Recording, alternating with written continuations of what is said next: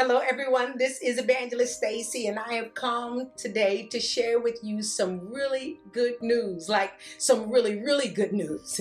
News that started in the beginning, the very beginning. In the beginning, God created the heavens and the earth. He created the mountains and the seas and the sun and the sky and everything therein. God created. He did not stop there. He decided to make man in his image, breathing into man the breath of life, and man became a living soul.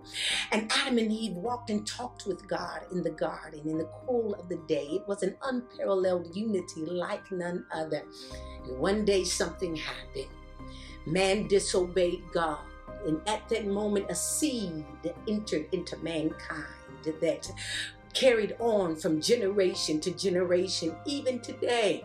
Now everybody has a sin problem. Now everyone has experienced separation from God and cannot get back to God on their own, regardless of how many good works, regardless of how many good deeds, regardless of how many self-help books we read, regardless of how much we try to walk upright. There is nothing that we can do in and of our own accord to restore a relationship that was broken in the very beginning. There had to be a perfect sacrifice, and because there was none perfect on earth, God decided to fix it himself.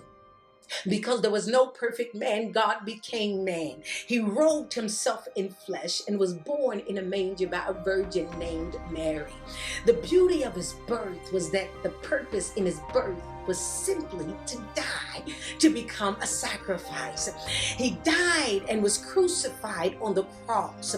Having been crucified, they took his hands and they nailed it, and they took his feet and they nailed those, and they took a crown of thorns and they put it on his head.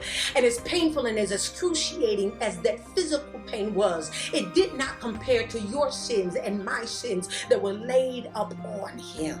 All kinds of sin that he had never committed, being perfect and without sin. It was all laid on him on the cross. He was taking our place.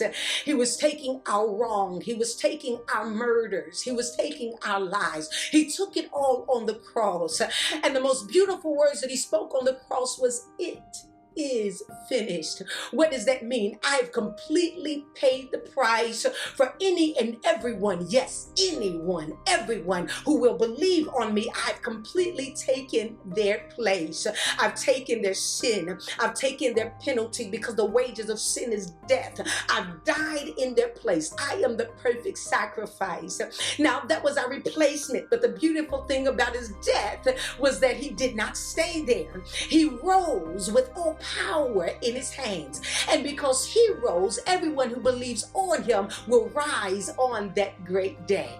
He did what no one else could do. That's the good news.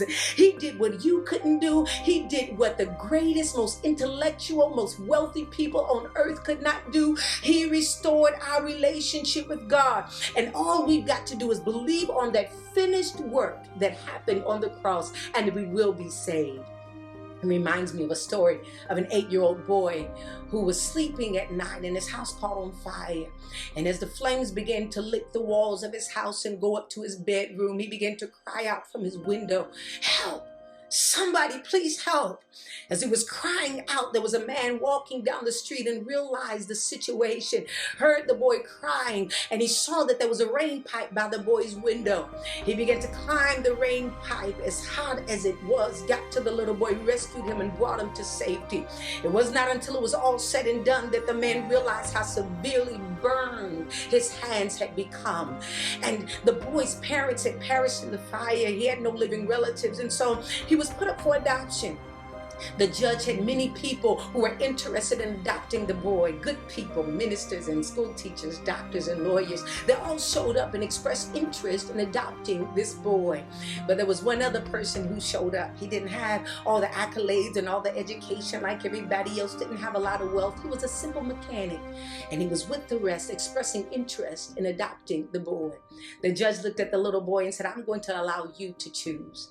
The little boy said, "Can they show me their hands?" The doctor raised his hands, and the lawyer, the school teacher, and the minister, they all raised their hands. And finally, the mechanic raised his. And the little boy saw how scarred they were, how wounded they were. And he immediately looked at the judge and said, I want him. I choose him. And that's all that the Lord wants us today, is he wants us to make that childlike decision, a decision that's that simple, to choose the one who chose us, to choose the one who died for us, to choose the one who gave his life for us. This is the gospel. This is the good news. We can choose life. We can choose eternity. We can choose to be one in unity with our Creator once again. And that's only by believing on the finished work of Christ and Christ alone on the cross. I pray that this has blessed you. If this has blessed you, I believe, then you need to go to part 2. I read.